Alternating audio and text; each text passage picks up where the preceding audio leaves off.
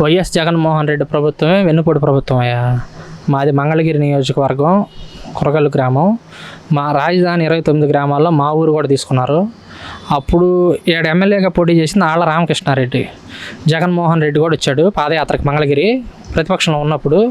ఆళ్ళ రామకృష్ణారెడ్డి, జగన్మోహన్ రెడ్డి ఇద్దరు కలిసి మంగళగిరిలో ఏం చెప్పారంటే, చంద్రబాబు నాయుడు రాజధాని చేయలేకపోతున్నాడు, నేను తాడేపల్లిలో ఇల్లు కట్టుకున్నాను, 4 ఎకరాలు కొనుక్కొని నేను తాడేపల్లిలో ఇల్లు కట్టుకున్నాను, నేను చంద్రబాబు నాయుడు కంటే అద్భుతంగా తయారు చేసి రాజధాని అమరావతిని అభివృద్ధి చేసి మీకు ఇస్తాను, అవసరమైతే మీకు 200 గజాల ప్యాకేజీ పెంచిస్తానని కూడా రైతుల్ని నమ్మించి మోసం చేసి 2019లో ఒక్క అవకాశం ఏంటని చెప్పి ఆళ్ళ రామకృష్ణారెడ్డి ఎమ్మెల్యేగా జగన్మోహన్ రెడ్డి ఓట్లు వేయించుకొని ఇక్కడ ముఖ్యమంత్రి అయ్యి గెలిచిన 7 నెలలకే అసెంబ్లీలో 3 రాజధానులనే తీర్మానం ప్రవేశపెట్టి రైతుల్ని, అమరావతి ప్రాంత ప్రజల్ని వెన్నుపోటు పొడిచాడు.